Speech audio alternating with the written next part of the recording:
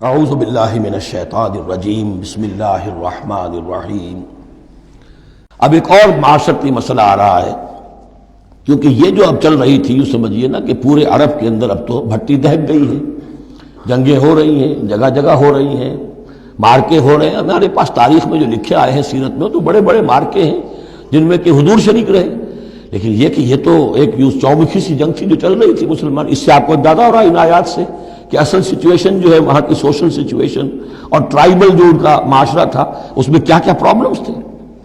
اب اس میں یہ ہے کہ فرض کیجئے کسی شخص نے کسی مسلمان کو مار دیا، لیکن یہ اس نے کہا کہ میں نے تو مارا نہیں، میرے اتفاق سے میں نے تو تیر چلایا تھا کسی جانور پر، کسی ہرن پر لگ گیا، اس کو ہو سکتا ہے، یہ ممکن ہے۔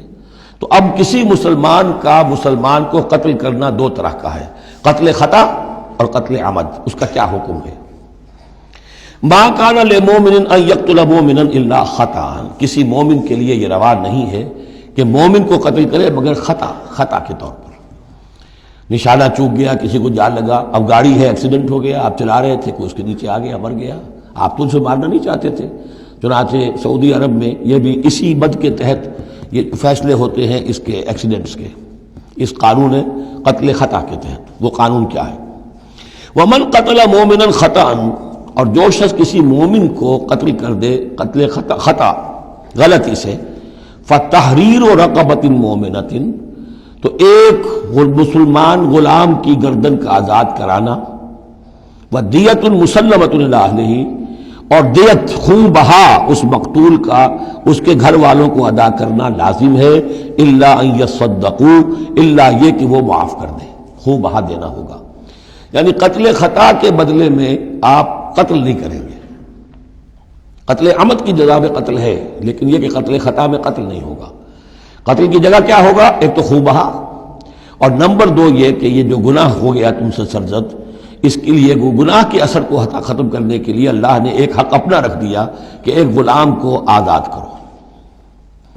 فَإِن كَانَ مِن قَوْمٍ عَدُوٍّ لَكُمْ، اور اگر وہ مسلمان تھا ایک ایسے قبیلے سے کہ جو تمہارا دشمن قبیلہ ہے، تھا مسلمان اور تمہارے ہاتھوں مارا گیا ہے غلطی سے، وَهُوَ مُؤْمِنٌ، تھا وہ خود مومن، فَتَحْرِيرُ رَقَبَةٍ مُؤْمِنَةٍ، تو پھر صرف ایک مسلمان آزاد کا ایک گردن چھڑا دینا کافی ہوگا، کیونکہ کافر قبیلے کا آدمی تھا، اب اس کو اگر دیت دی جائے گی تو کافر کو پہنچ گئی، وہ تو اس کے گھر والے کافر ہیں، دیت یہاں معاف ہو گئی، لیکن یہ ہے کہ اس کو جو ایک غلام کو آزاد کرنا جو اللہ کا حق تھا وہ برقرار رہے گا۔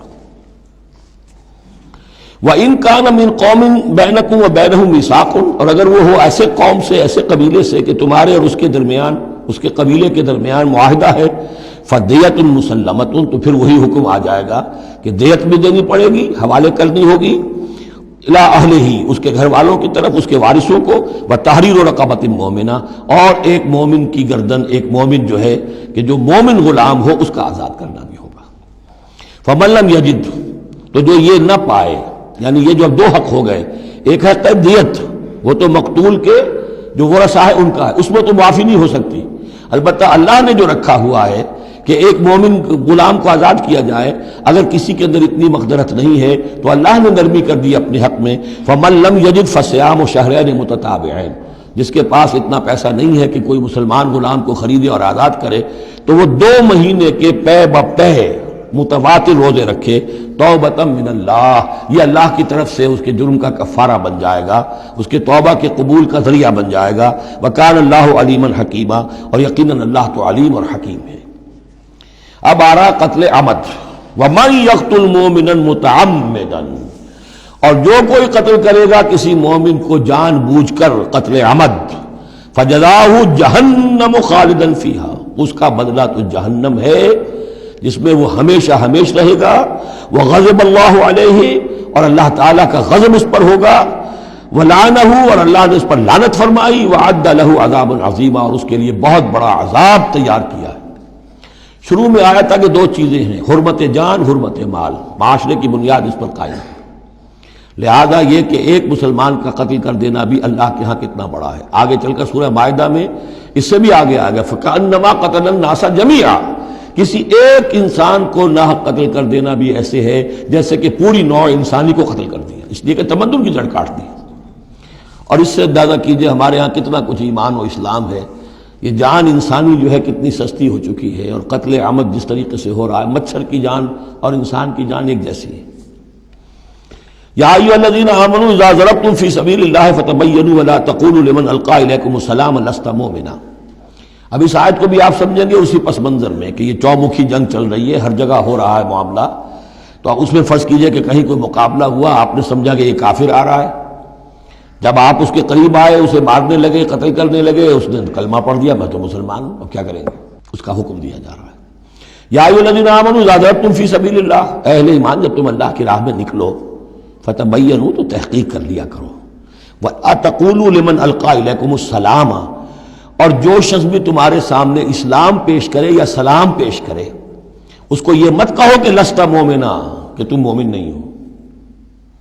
تمہیں کیا معلوم؟ ایمان کا تعلق دل سے ہے. دنیا کا سارا معاملہ اس کے اسلام پر ہوگا. اگر وہ کلمہ شہادت پڑھ رہا ہے اور اپنے اسلام کا اظہار کر رہا ہے، یو ہیو ٹو ٹیک ہم آن ہز ورڈز. تو یہ معاملہ ہو گیا تھا حضرت اسامہ کے ساتھ.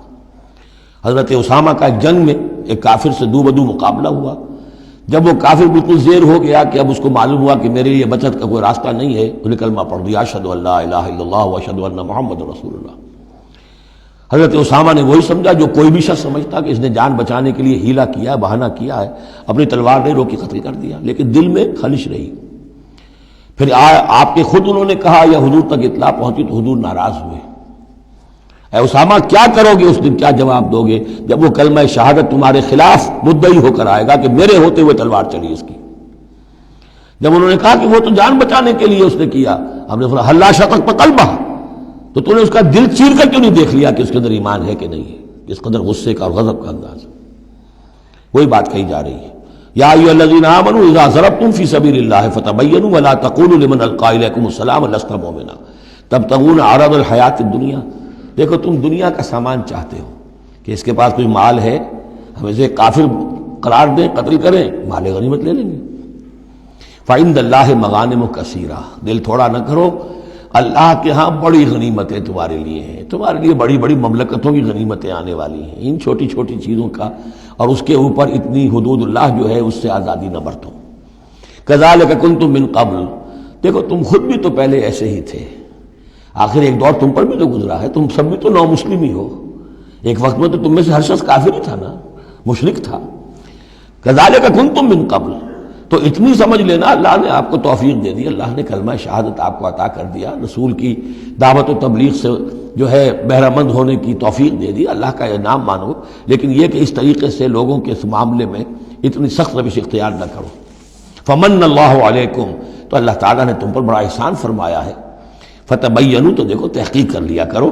ان اللہ کان بما تعملون خبیرا، اور جو کچھ تم کر رہے ہو اللہ اس سے باخبر ہے.